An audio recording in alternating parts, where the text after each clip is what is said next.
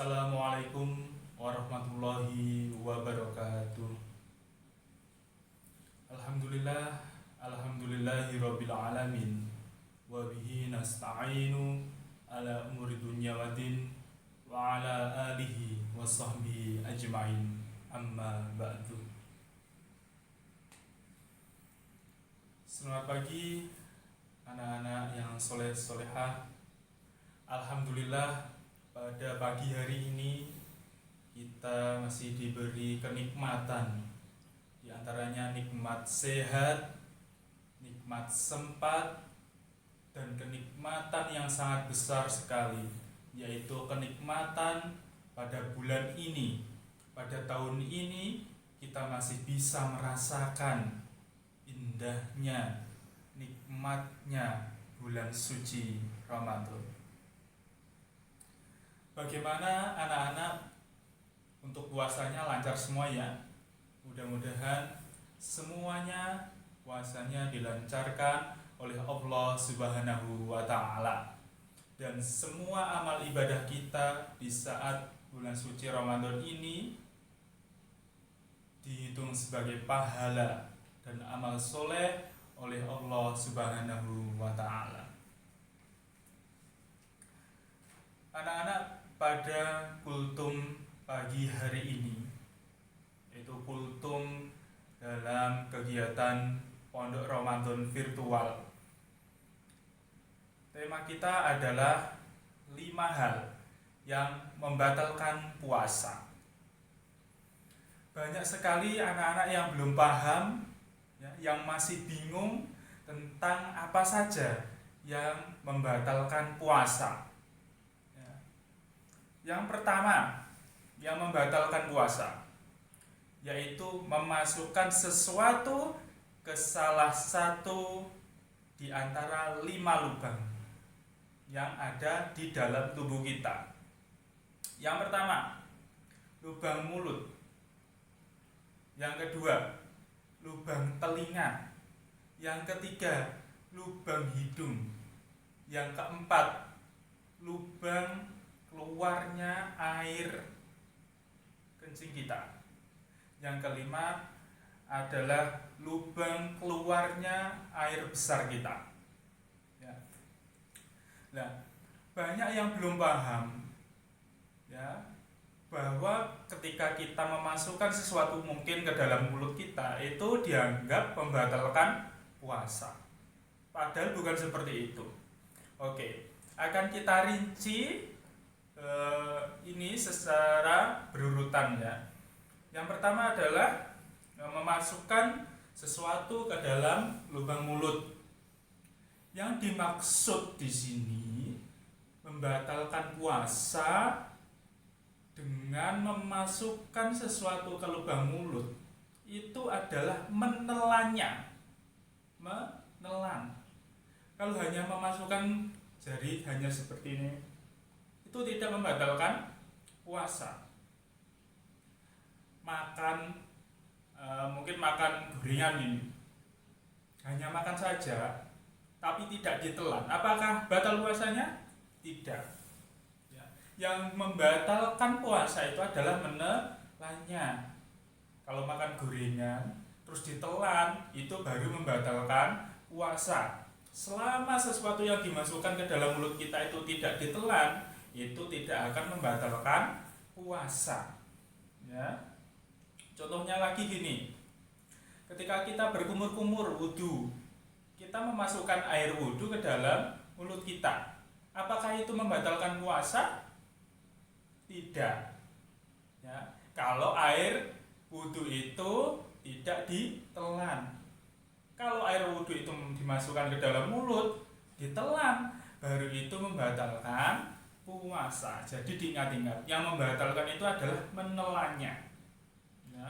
Atau seperti ini, di saat wudhu kemudian kita berkumur-kumur, airnya di dalam mulut kita, ada suara gledek, buanter, der, kemudian kita kaget, nah airnya ketelen, apakah itu batal puasanya? Tidak, karena tanpa unsur kesengajaan.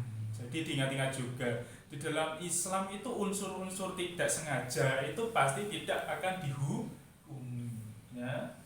Oke. Tapi ya anak-anak, memasukkan sesuatu ke dalam mulut kita walaupun tidak ditelan itu tidak membatalkan puasa, tapi itu makruh, ya. Tapi itu makruh. Dalam arti makruh itu apa? Tidak diperbolehkan, tapi tidak haram, juga tidak membatalkan puasa, tapi makruh. Makruh itu tidak diperbolehkan.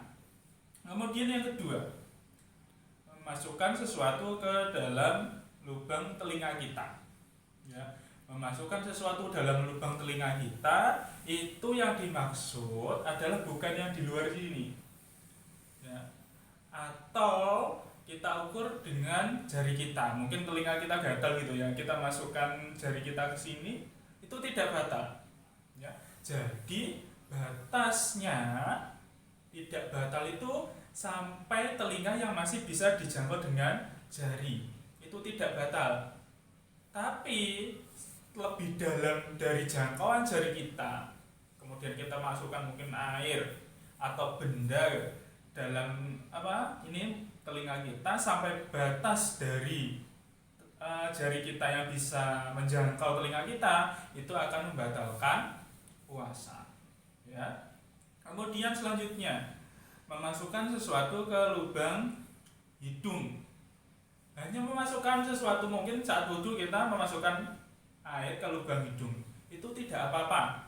Batasnya batal memasukkan air ke dalam lubang hidung sampai mana? Yaitu sampai ini, ya, sampai atas ini. Nah, biasanya kalau air itu masuk ke dalam hidung kita, itu akan terasa panas ya di sini, panas atau sengak gitu ya. Orang Jawa nyebutnya sengak. Nah, itu tanda bahwa air itu sudah masuk sampai dalam lubang hidung kita yang lebih dalam lagi, yaitu akan membatalkan puasa. Jadi berkumur hati-hati, kemudian memasukkan air ke dalam lubang hidung itu juga hati-hati saat berwudu, ya. Kemudian ya, memasukkan sesuatu ke lubang air, buang air kecil kita atau lubang buang air besar kita, itu sudah tahu semuanya, ya. Oke. Yang kedua yaitu muntah dengan disengaja, ya. Muntah dengan disengaja, ya. Ini dalam arti gimana? Mungkin kita perjalanan jauh, ujuk-ujuk muntah, itu tidak sengaja, itu berarti tidak batal puasanya. Tapi kalau kita itu mungkin memasukkan jari kita ke sini ke dalam mulut kita sampai kita muntah, itu akan batal puasa kita. Nah, anak-anak, ada hal yang perlu diperhatikan saat kita muntah, ya. Muntah yang di sini yang harus diperhatikan adalah muntah dengan tidak disengaja. Mungkin ibunya lagi masak apa gitu, kemudian aromanya tercium sama hidung kita, kemudian unek-unek kan nggak sengaja muntah. Ini hati-hati. Ketika setelah muntah, yaitu muntah tidak disengaja itu, jangan langsung menelan ludah, ya. Muntah motokne bareng ngono, ojo langsung menelan ludah. Apa yang harus kita perbuat?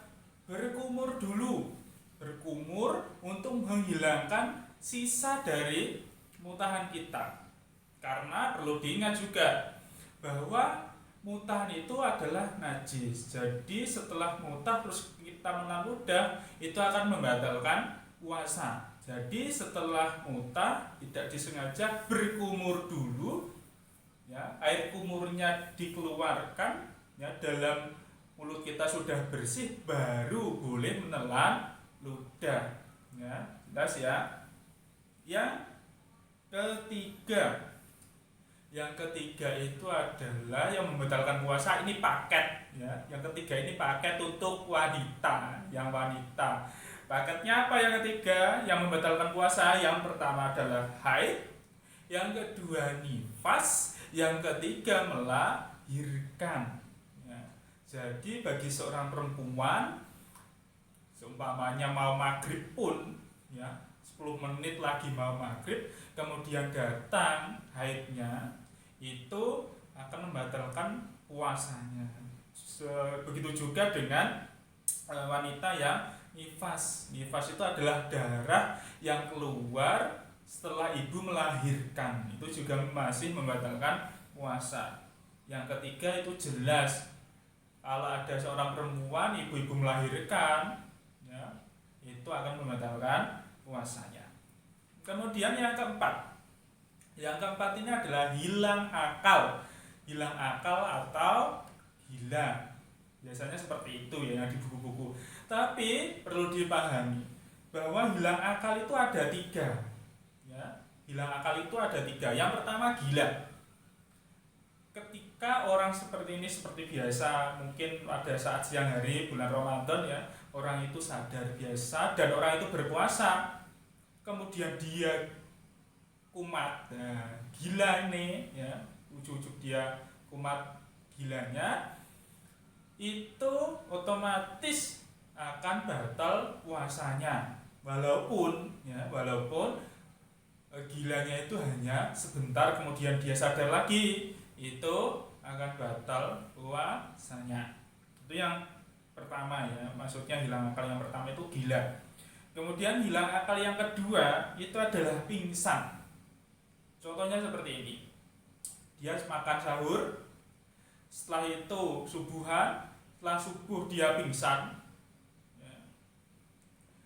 Atau setelah sahur dia pingsan, pingsannya lama sekali sampai dia terbangun dari pingsannya itu maghrib atau isya, maka itu akan batal puasa orang yang pingsan itu tadi.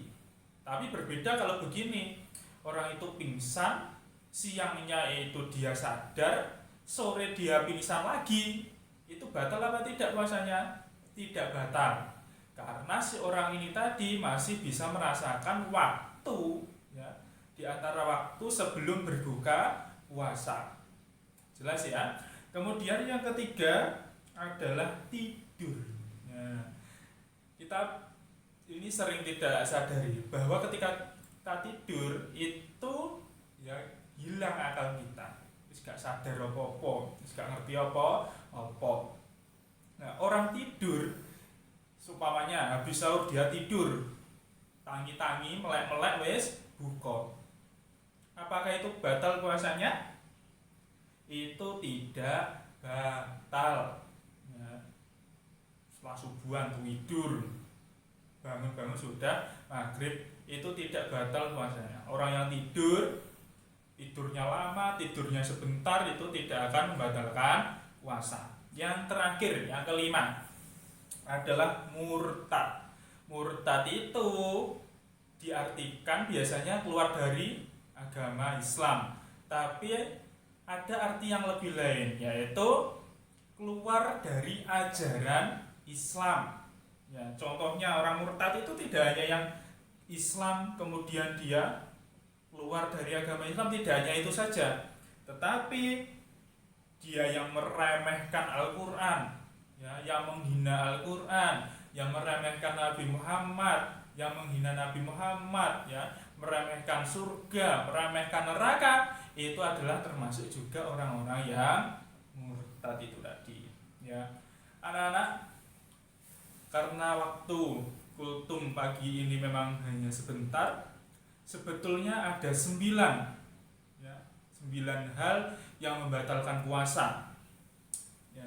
Tapi kali ini, pada kesempatan ini, Pak Meli hanya jelaskan 5. Ya. Jadi 9 itu apa saja? Itu tadi, memasukkan sesuatu ke dalam mulut, hidung, telinga, ya, tempat keluarnya air kecil kita, tempat keluarnya air besar kita, kemudian muntah dengan disengaja, yang kedua, yang ketiga ini paket ya, haid, nifas, melahirkan, ya, nomor 3 haid, nomor 4 nifas, nomor 5 melahirkan, ya, nomor 6 hilang akal, nomor 5 murtad, nomor 8 nomor berapa tadi? 7 murtad. Kemudian yang 8 ini ya memang Pak Ili tidak jelaskan karena mungkin akan dijelaskan di tingkat yang lebih tinggi, mungkin SMP gitu ya sama nanti. Itu adalah keluar air mani bagi laki-laki. Kemudian yang ke-9, yang terakhir adalah ya berhubungan suami istri.